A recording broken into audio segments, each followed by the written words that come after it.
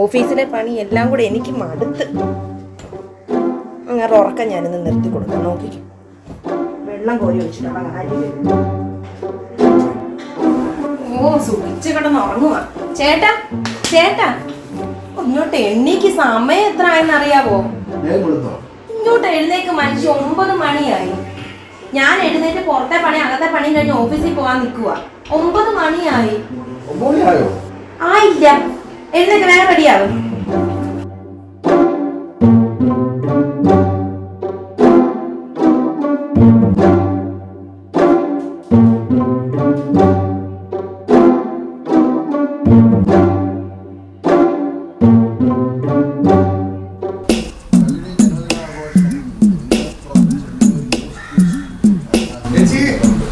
ചേച്ചി ചേച്ചി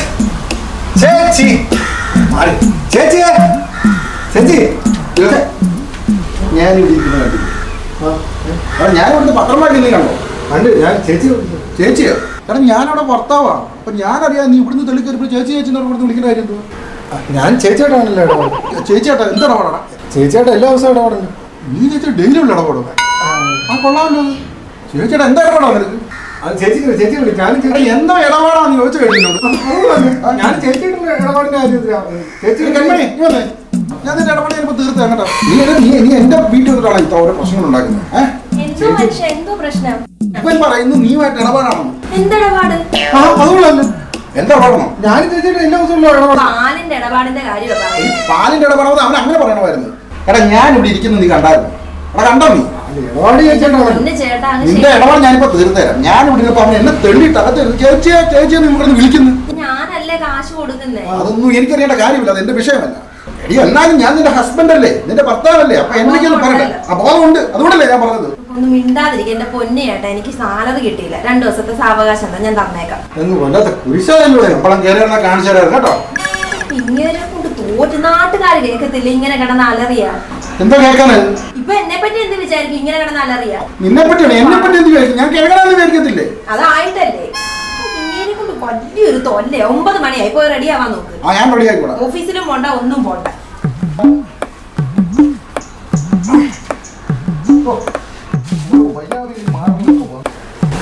പറയാൻ ഓരോ മര്യാദകൾ വരും.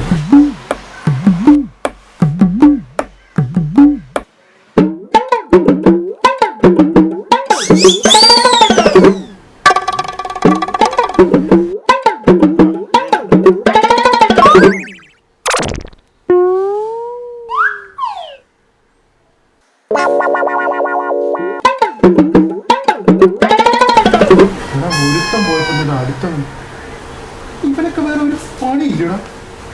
ഇവനെ കാണിച്ചു തരാമല്ലോ.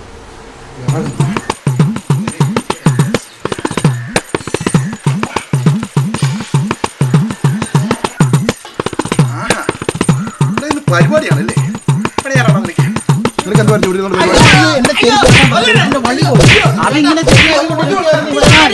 നീ ഒളിഞ്ഞു നോക്കി? ഞാനോ?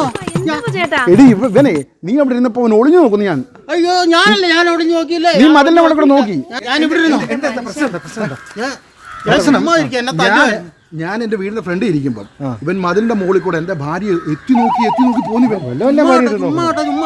അത് നീ എത്തി നോക്കി, ഞാൻ കണ്ടാടാ. നീ എത്തി നോക്കിയില്ല. ഇവരെത്തി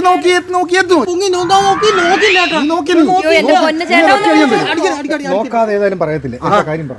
എത്തി നോക്കിയില്ല. ഞാൻ എത്തി നോക്കിയില്ല ചേട്ടോ ഒന്ന് പറഞ്ഞു കൊടുക്കും. എത്തി നോക്കിയെന്ന് പറഞ്ഞു. നിനക്ക് എന്താ പറഞ്ഞു? ഇവിടെ ഇരുന്ന് എന്റെ ചെരുപ്പ് കണ്ടോ? ചെരുപ്പിന്റെ വള്ളി പോയി. അതിങ്ങനെ ശരിയാക്കിക്കൊണ്ടിരിക്കുകയായിരുന്നു ഇവിടെ ഞാൻ. എടാ ചെരുപ്പിന്റെ വള്ളി പോകാൻ എന്തിനാണ് മണ്ടക്കൂടെ നോക്കിയത്? മണ്ടക്കൂടെ നോക്കി? മണ്ടക്കൂടെ ഞാൻ നോക്കിയിട്ടില്ല. പിന്നെ എത്തിവലി നോക്കിയെന്ന് പറഞ്ഞു. എത്തിവലി അത് ചേട്ടാ വേറൊരു കാര്യമുണ്ട്. എന്റെ ഈ കാലുണ്ടല്ലോ, ആക്സിഡന്റ് പറ്റി കാലം ഒടിഞ്ഞ് ആശുപത്രി കിടക്കുമായിരുന്നു. ആശുപത്രി കിടന്ന് ഇപ്പൊ ഒരു കാലില്ല. അത് ആശുപത്രി ചെന്നെല്ലാം ശരിയാക്കി വന്നപ്പോഴത്തേന് അത് അരക്കാലായി പോയി. അരക്കാലം കൊണ്ട് ഞാൻ ഇങ്ങനെ നടന്നു വരുവാ. അപ്പോഴാ ചേട്ടന് തോന്നിയതാണ്. അതുകൊണ്ടാണ് നീ എത്തി നോക്കിയത്.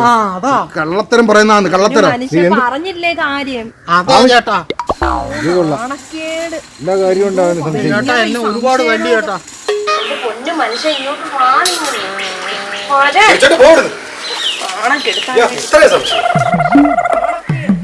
എന്ത് കെട്ടിയോ അന്ന് തൊട്ട് നാട്ടുകാരുടെ മുന്നിൽ നാണം കിട്ടും. എന്റെ കുഴപ്പമാണ് ഇങ്ങോട്ട് വരാൻ. ഇയാൾക്ക് പെണ്ണുമ്പോൾ ഇത്ര സംശയം